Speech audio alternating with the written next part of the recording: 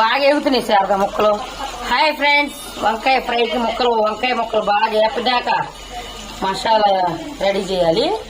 Ready చేసేలోపు Sharada వచ్చింది. జీరా rice తయారు చేసిందంట.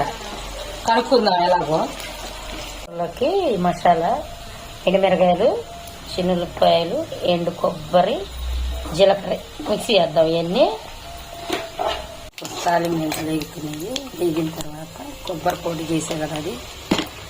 ఇందాక దాంట్లో సాల్ట్ వేసి మర్చిపోయా. దానికి సరిపడా సాల్ట్. తాలింపు వేసుకోవాలి. ఇవి వంకాయలు తాలింపులో సుఖమే కానీ వంకాయలు వేసేసా కదా.